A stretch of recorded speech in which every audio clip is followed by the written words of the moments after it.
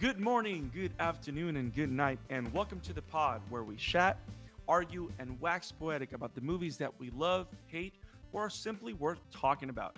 All movies have something to say, and we enjoy trying to analyze what they capture. Welcome to the Shatter After. How's everybody doing out there? Here is the Shatter After crew again for another awesome analysis on an awesome, great movie, or a movie that most of us enjoyed. Welcome back to the Shatter After, part of the TNC network, where we talk movies and analyze them to death for the good things, the bad things, the in between, but the things that make them films, pieces of art. I'm Brandon, the Scarlet Fan here, joined by the one and only Mike Thomas. You guys, this is the weirdest Aquaman sequel I've ever seen. And while we get to the trench horror movie that one promised us, I think this is good in between. Um, Fair. and and the great Isaac Wolf. What's up, man? This should shape out to an interesting review. And he didn't even try. He just went for the pun, huh? Yeah, I'm disappointed though because we, in the My Dress Up Darling review, in our Attack on Titan season finale, Isaac was on point with those puns. This was the lowest hanging fruit of puns he's had in a while. So I'm really disappointed in that one, man. So okay. so so hope, Then I need to hopefully ask you a hopefully question. you're able to fish out something better as the show Then progresses. I need to ask you one thing, Mike. Shoot. Who cleans the floor of the ocean? Who, Isaac? A mermaid. Better. I'll allow it. Let's move on. I love how you like the de facto referee of puns here, Mike. I appreciate you taking the burden and You taking the know, role. it should just become a podcast within a podcast. We have to start ranking all of Isaac's puns. Yes, yes, yes. I think we need to do that. So Okay. What happened there? it was. I think your pun earned you another seat or something. I think musical shares of puns. Which So, place? Jeez. so we're back here in the shadow after where we analyze movies and talked about the artistry behind them and what makes them interesting and particular. And I appreciate you guys humoring me for today's pick. Um, Premiering in December 2017, which it's gonna be 5 years old by the end of this year. This movie was directed by Guillermo del Toro, which is worldwide known for his particular style and love of grim fairy tale elements. But most of the stories that he does are original. People know him from Pam's Labyrinth. He brought the sci-fi mecha great movie to life, Pacific Rim. He also brought us all the dark stories, all the scary stories that we tell. I think is the name of the show. He's the Yeah. one. Also, he's also the director behind the Hellboy movies that we know and love with Ron Perlman.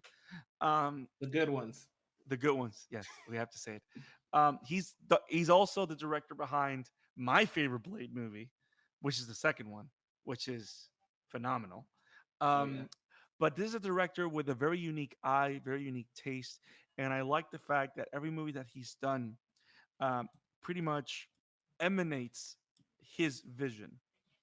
And talk about a director that knows how to show us what he sees.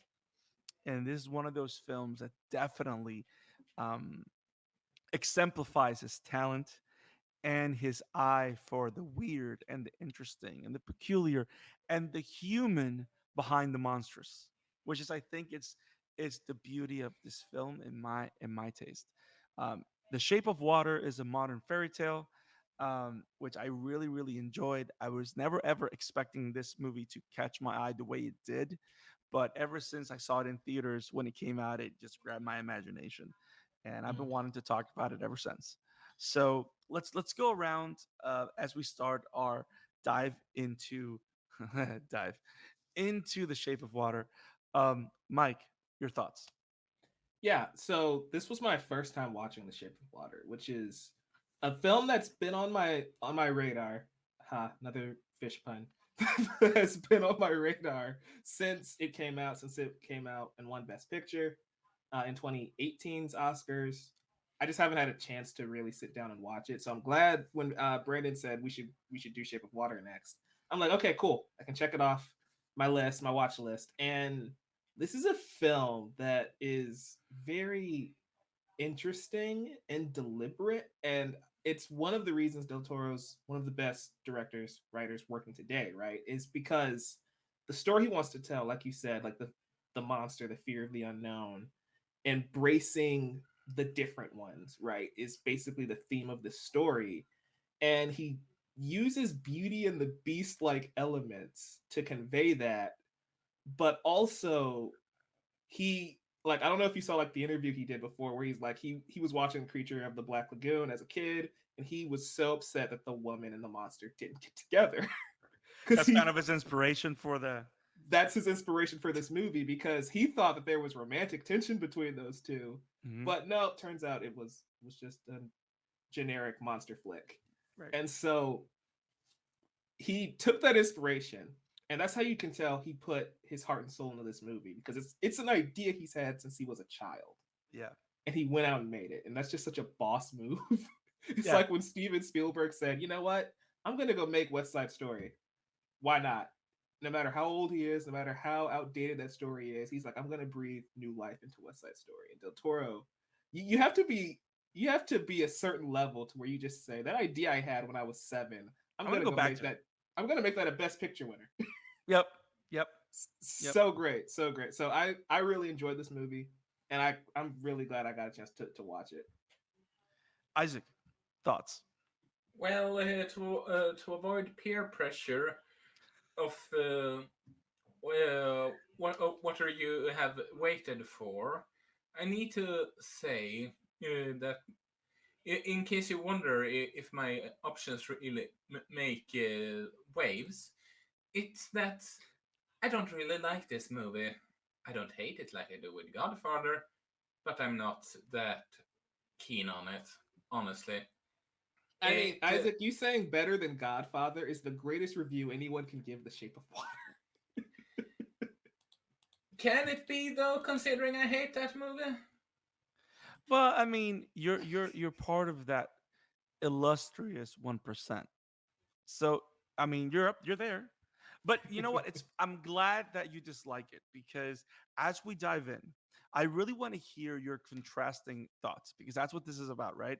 It's all about us having that chat with those beers and just going and breaking this movie apart. So I'm glad that you have these particular ideas. So hold on, make a list. Hold on to Check it everything. twice. Uh, so we're back to cosplaying. So uh, so and we definitely want to break those things down, because I really want to know why you didn't like it.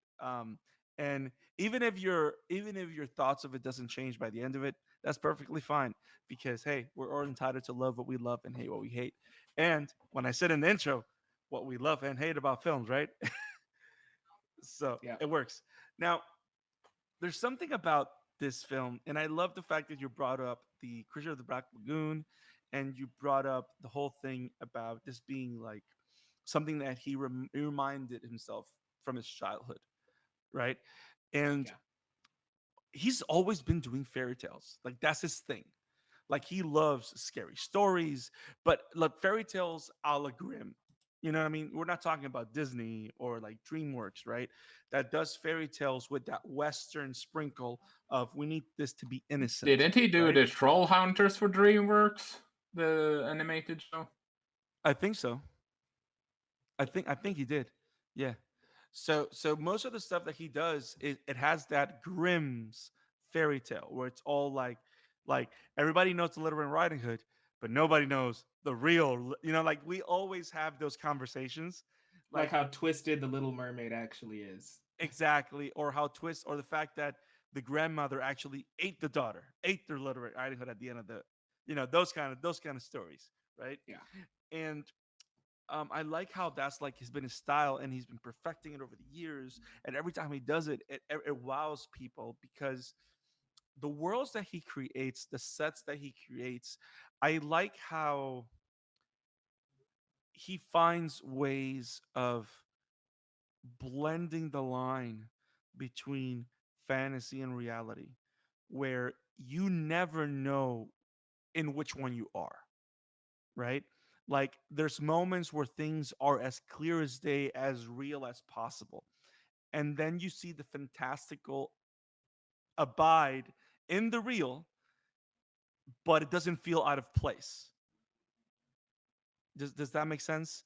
Yeah. Like it reminds me at the end of Paprika, where at the end everything just blends together, like the dreamscape and the reality, where there's no distinction. I like how this particular movie plays a lot with that because it's supposed to be this fantastical story, especially the way it starts. It starts like um it starts like you're in this dreamscape and then it jumps right into the reality with no stop, with Yeah. no like a one shot, no cuts.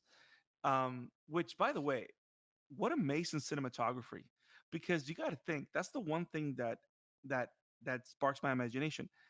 80% of everything in this film, it's all practical effects. Yep. It's all practical effects. It's all practical effects, very little CGI. And it's all like old fashioned practical effects, like the way they used to do underwater scenes back in the day. Of course, they're amplified post, which is phenomenal. But the fact that that old style filmmaking is the background of everything they're doing just elevates it to another degree. It also plays well because you know how many scenes do we see the TV screen, right? And it's giving us a reminder. We see like Mr. Ed, we see Shirley Temple, Bojangles, we see all of these old Hollywood figures and TV shows and movies playing in the background, and it's all kind of setting the atmosphere. Same with the Mm-hmm. score. Like I love the score of this movie. Bro, It's phenomenal. And yeah. so I feel like again that's just showing how masterful a filmmaker Del Toro is because every element of this movie is just on point. And what I like also about that first first it ends in a zoom in, and it starts in a zoom in and it ends in a zoom out, right? Which by the way, it's, you know, every detail, right?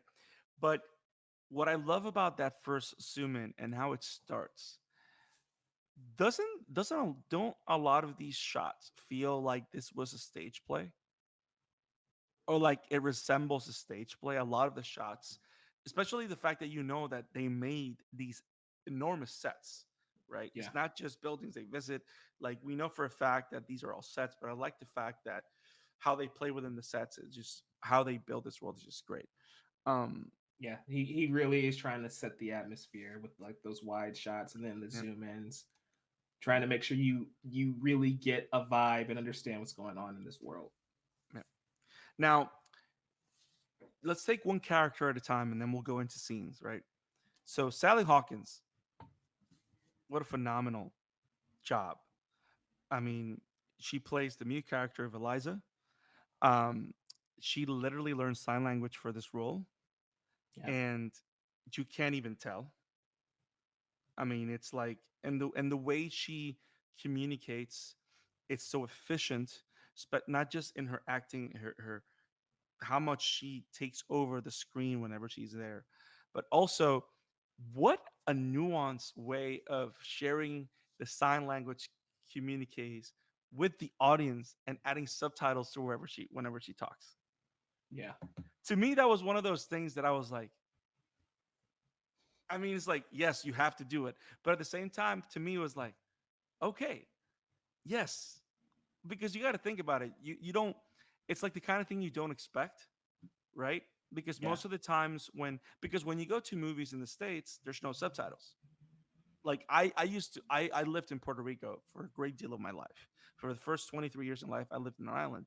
So being that the main language in Puerto Rico is Spanish, every time I went to the movies, you have Spanish subtitles to every Mhm. single film that you go. So one of the things that to me, I always got used to watching movies with captions. I liked watching with captions, even the even English movies in English. So whenever I went to the movies and there's no captions, there's no subtitles, to me that was a bit of a shock because I was so used to it. But the fact that they're bringing subtitles back because of the character of Eliza, because of the fact that it's very important for us to be engaged in what she's saying, how she expressed, what she expressed, Yeah, um, was such a great touch in such a great way. Apart from the fact that she's a great physical actor as well. she is totally. That like her character, it's just so well written because by having a character who's not speaking in a motion picture, it's very hard to do. It's very hard to convey that level of emotion, especially her having to learn sign language for the role. But it works. And one of my issues with the movie is that our merman, I didn't have a connection with that character at all, really, probably because sign language, eyes, everything was very hard to emote with that character. Mm-hmm. But seeing him through Eliza's eyes is what makes that work for the Right. most part. And so Right. she did a phenomenal job conveying that. I didn't expect to see her masturbate more than once in this movie, but that's a thing that happened. So Yes.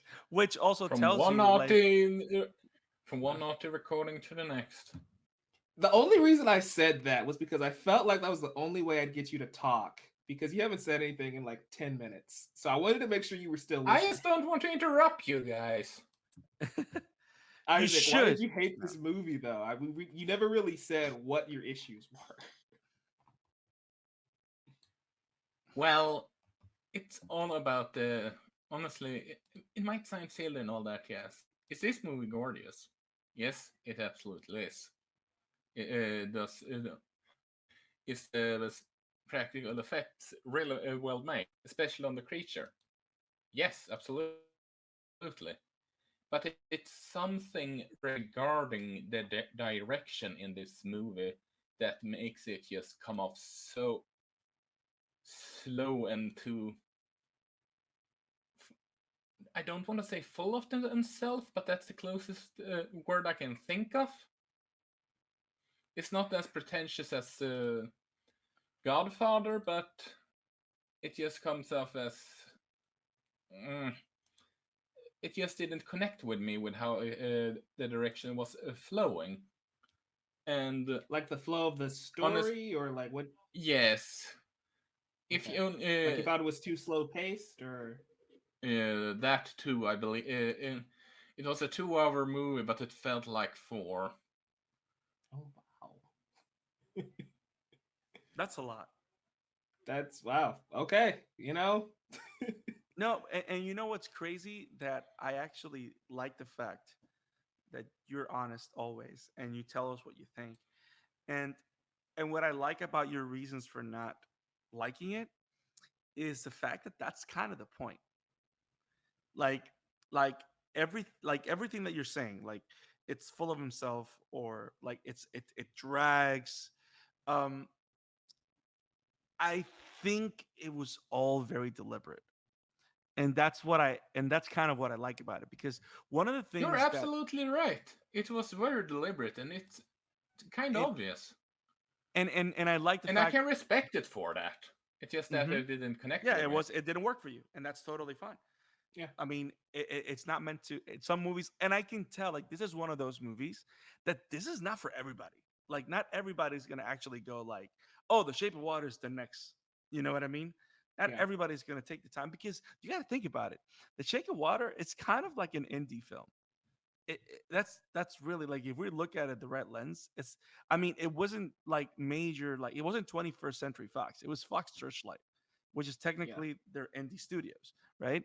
So so this movie is meant to a particular kind of crowd that's looking for that knows what Guillermo del Toro is about and is looking for that kind of storytelling. But I do like you were saying, like it is very deliberate and it makes me go back to not for pun's sake, but it makes me go back to those very intimate moments that we see multiple times Eliza um, show off with. But what makes me think about it is that that's one of those elements that kind of tell you what she's looking for in a very real way for the fact that she's a full woman. You know what I mean? Like she's not.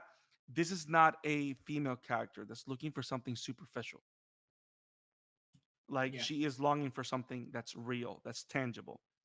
No, whether or not she finds it in a real man or in a humanoid male creature. um, but yeah, those are great points, Isaac. Very very great points. Before we Now move on, I just want to ask you guys: did you watch this movies with subtitles on? Well, I always do that for English. I do that always. Okay. Always, all things considered. I I mean, I didn't do it can for watch this it. one. I I can watched it do. without. I can do it. I can do it with English subtitles because I understand when I read it. But yeah, it's because it's not my for English. It's not my first language. I just feel that I need subtitles just so I can hear what people are saying, just so I don't miss anything. Okay. It's just funny to me because whenever the creature talks, it just says amphibian human noises, and I just think that's funny. I didn't see that. I didn't see that. That's perfect. That's Yeah. phenomenal. Um, yeah, Sally Hawkins did an amazing job, and of course, I mean, Doug Jones, the Amphibian Man. I mean, that guy's made a career about. He's made a career out of dressing up, Yeah. and I mean, he's Abe Sapien from. He's had a long-standing career with Del Toro. He plays Abe Sapien. He plays the weird eyes and hand monster in Pan's Labyrinth, right? The freaking Silver Surfer. The the freaking Silver Surfer. Um, Doug Jones did an amazing job, um, and I like how he plays with his height. Like the physicality in his acting is just great. How most Yeah. of the times when you see him, he's kind of like crouched over, even when he's standing, and it's not till at the end when he's about to, like exemplify justice in the sake of Eliza, that he actually takes arches back and everything, and it's like, oh my god, that's the one we've seen all this time. Yeah. So I like the fact that you're able to see those degrees of acting in the physicality of his. Now, to me, one of the standouts in this film, freaking Richard Jenkins, man, He's so good. he's so good in this movie. And what a unorthodox role for him to fill. Yeah. It's not like the type of role that you typically see Richard Jenkins playing. And he was great. And he was so good at it. And I like the fact that all these characters, because of the era, right? They're painted like very simple paint by numbers characters. Like Eliza is the princess. Richard Jenkins is the neighbor, or like the helper for the. If we're looking in fairy tale terms, you have the monster is the monster. Strickland, as soon as he comes in, he's the villain. Brewster is comedic humor. Right. um, Octavia Spencer is the best friend. Like but as the story goes on, which is why I like how it stretches. Um, he adds so much modern complexity to all the characters. I like how every character is complex in their own way. Apart from the amphibian man, because that tends to be very. I mean, he's just a monster, and I like, and it kind of works that he's just one sided to a degree. Hmm. Apart from what you said, that his character grows because as we see him through Eliza's eyes. Um, so but I like how all the characters grow as the story go, and we see like the themes of identity and the themes of segregation in different areas with the character of I forgot his name of Richard Jenkins' character.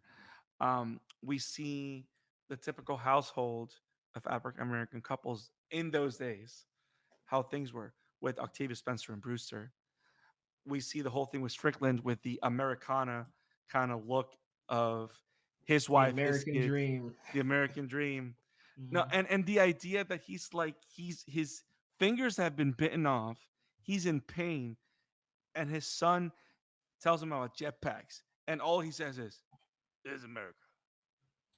And Literally. Shannon is perfect in a role like this. Oh, bro, Shannon is the quintessential like antagonist in any movie.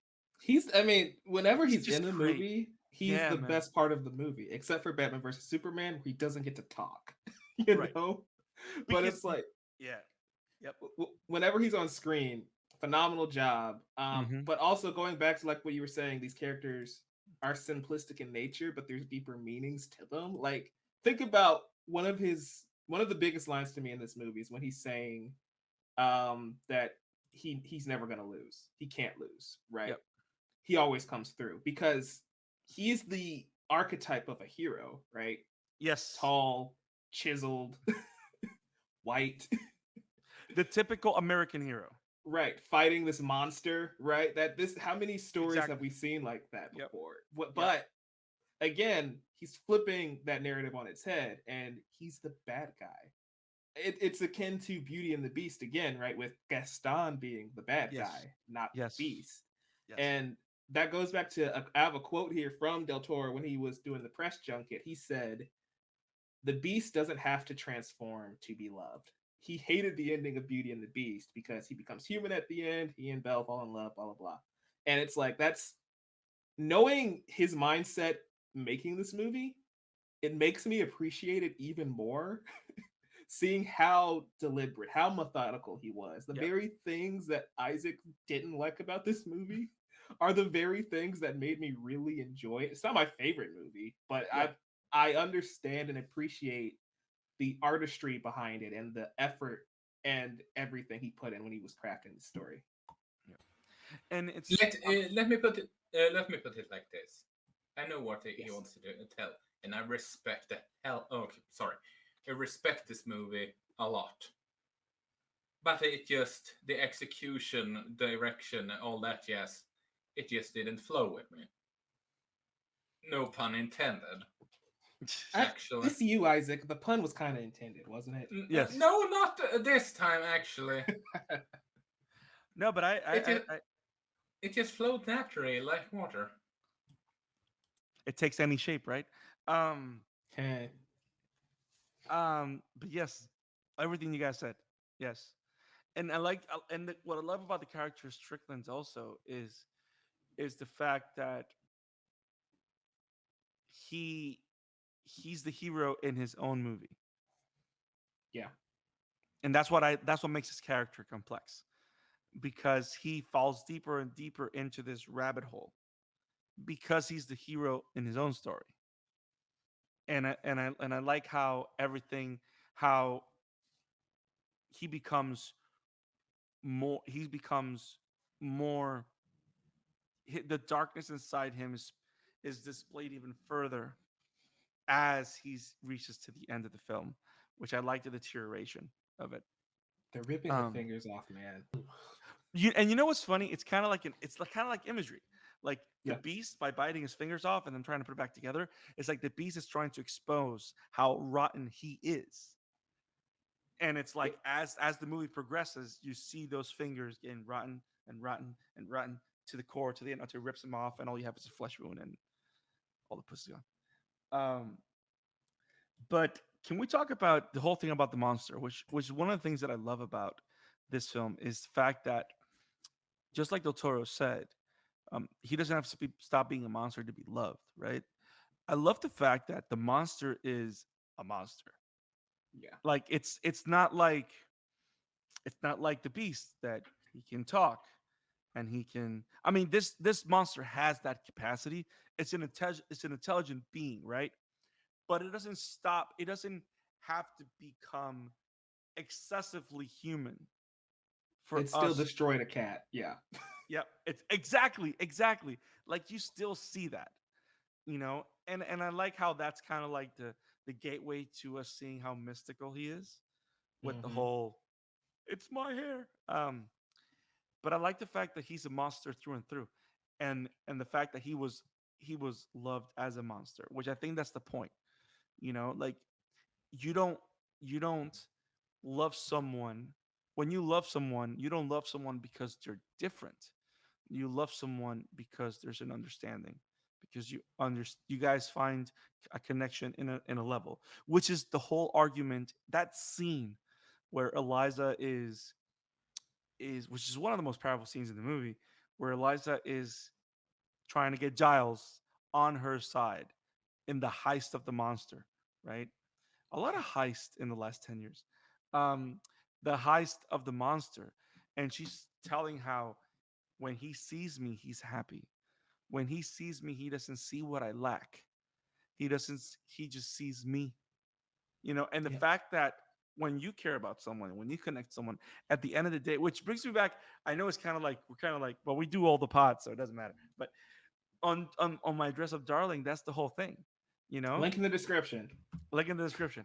Um, in that anime, it's all about connection. It's about the fact that they're brought together because they understand each other, not Yeah. because they're the same, not because, which of course can be translated to what a lot of people argue. It's not the color of the skin, it's not the nationality, it's not the race.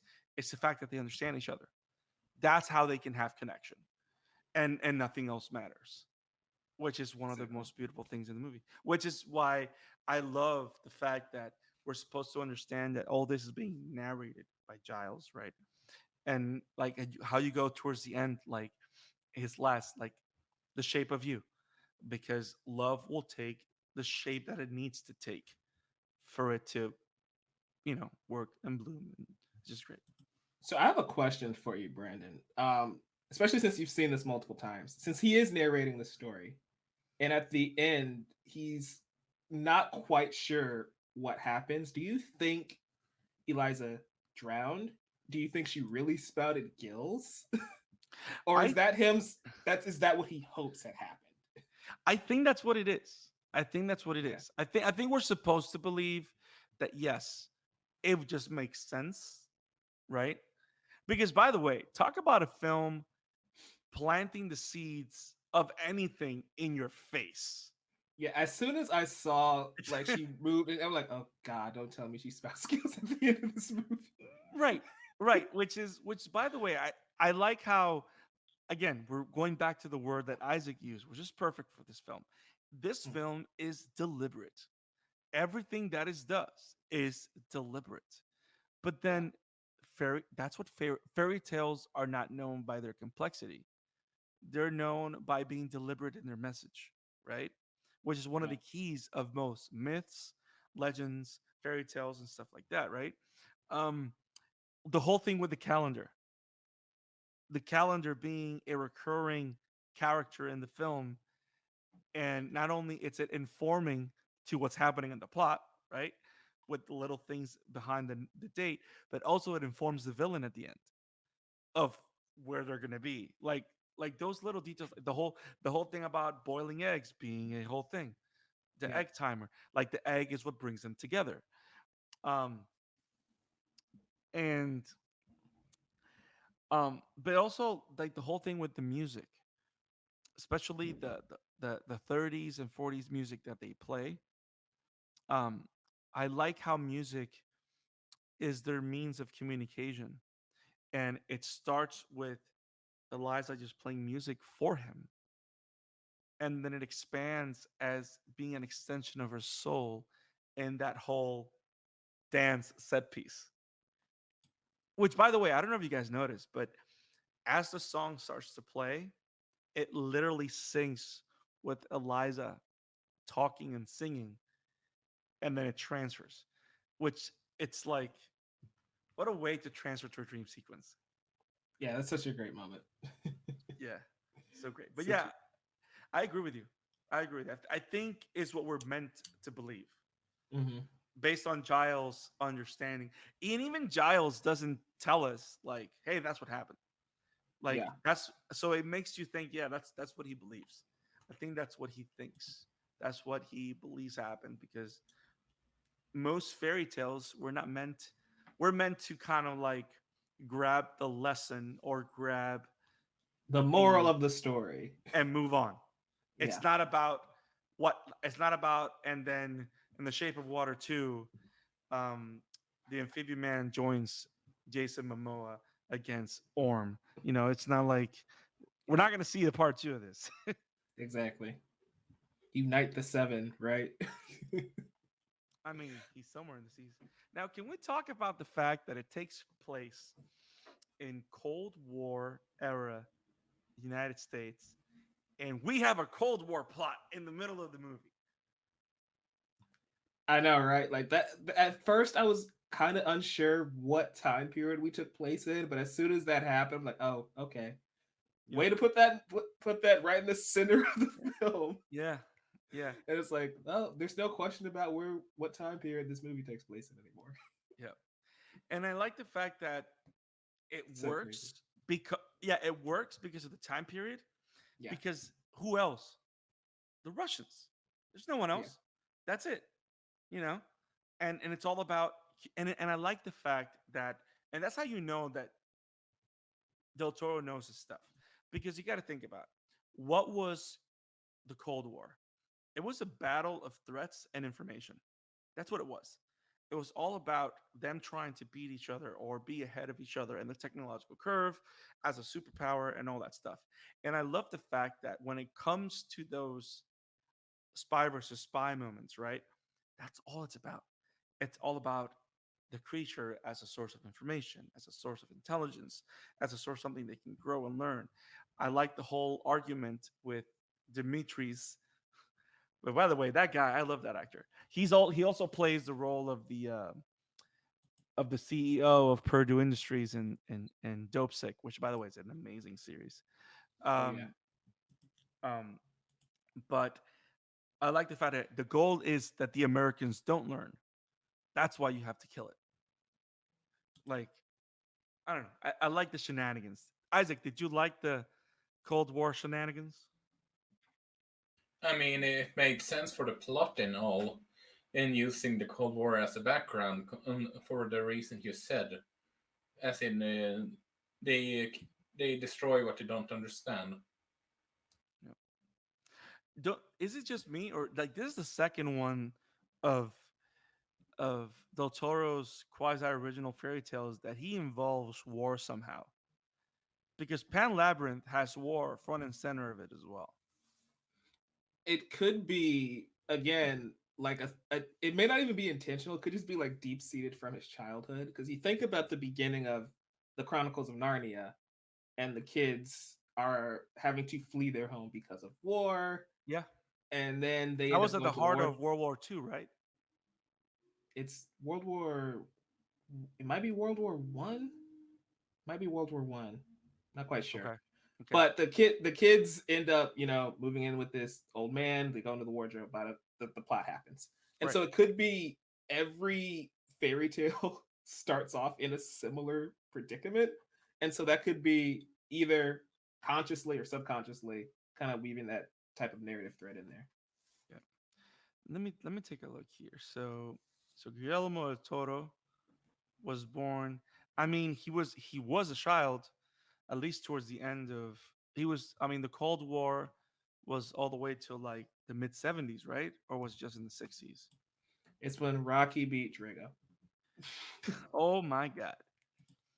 So it says here that the Cold War officially ended, according to Wiki, and we should believe Wiki, um, 1991. So I mean, Told dude, you. he is that when the movie came out? You gotta stop. I mean, a few See years now, earlier, but see yeah. now I want to find out. Rocky Four, that's the one with Drago, right? I know we're Hmm. we're we're kind of like doing. I 85. mean, 19. Oh my God, this is. We said it here first, folks. No, 40 20 years later. to 40 years later. Dang. Okay, so Shadow after 5 years. But yeah, I mean, he was a kid. He was probably he was born in '64, so he probably fascinated with all of that. Which I mean, the best artists draw from what they know, right? Yeah. From what they lived. So all this is fascinating. Um, so we talked about the characters, we talked about the actors, we talked about the Cold War of everything. Um, is there anything else that you want to highlight? I know you mentioned the score is phenomenal, but then again, this is an original score. What a phenomenal score It's by so good. Alexander Desplat. It's like, and it comes and it starts from the very beginning, very slightly, and and talk about a score that's because I studied classical music, so I went to school for it, right? So Mhm. my orchestration, my composition vibes are like up to here because the variations that he does to the themes, like you never hear the same theme the same way. It evolves with the story, it evolves with the emotion. Like this is a feat of classical music, and it's great. And the instruments that it uses, the accordion, the harp, he uses a bit of that. They call him clavecin in Spanish. I forgot the name. Harpsichord and stuff like that. I mean, again, it's meant to be you're supposed to feel that you're in a dreamlike state, Yeah. and it just adds to everything. This movie's great. I like this movie.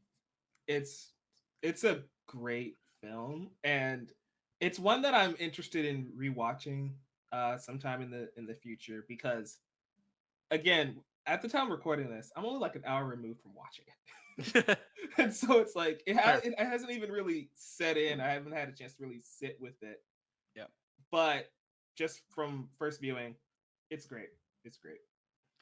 And it also the kind of movie that would be fascinating to watch up behind the scenes for, Yes. like to see how the sets were made, and also those shots underwater are just fascinating. And I like the fact that a lot of the shots, especially the shot where they fill the bathroom with water, I That was like the ridiculous. fact what. I'm just saying that entire moment was ridiculous. Like, well, you're gonna flood this over, No, with just towels. But what I like the right? fact is that they do it with the measure of reality that the movies has carried throughout. So it wasn't a perfect bubble. No, there's water going everywhere. And people are Hmm. getting, because any movie would have just made this a dreamlike state where nobody knows that this happened.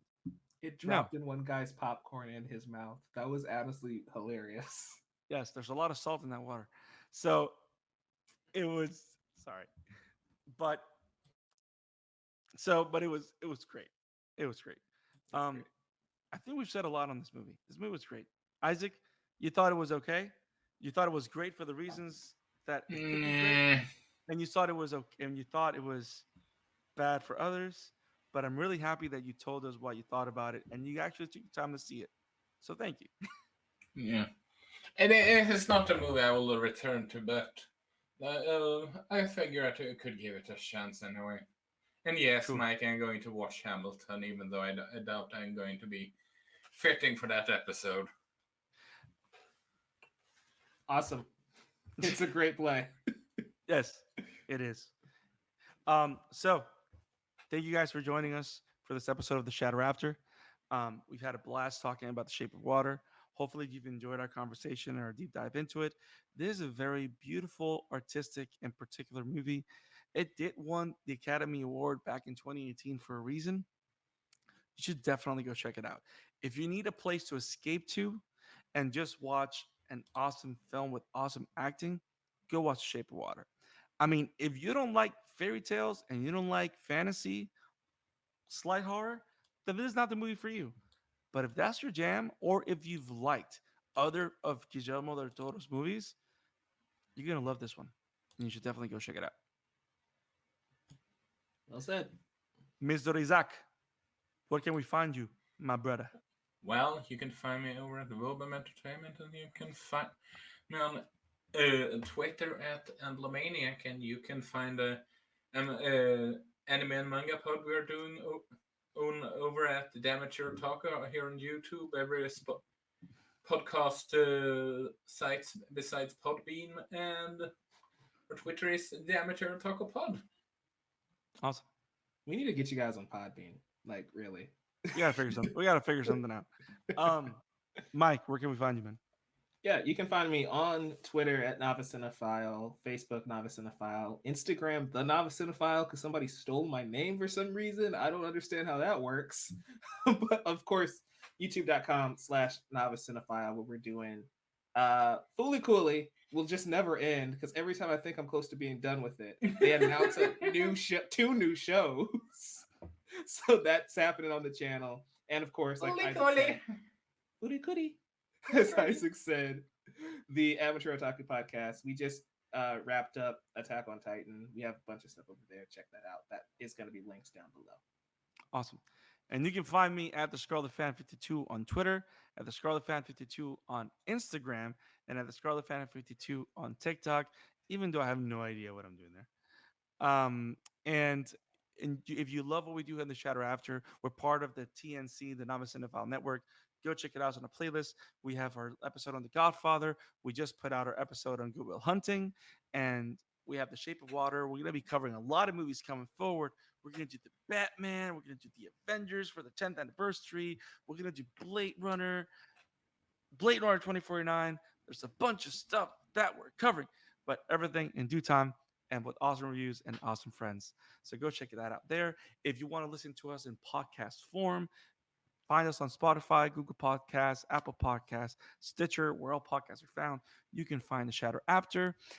Sonic the Hedgehog 2 is coming out. So if you want to hear our thoughts on Sonic 1, it's over there on The Shadow After. Go check it out. Yes. And we look forward to seeing you next time, guys. Keep watching movies. Have it awesome.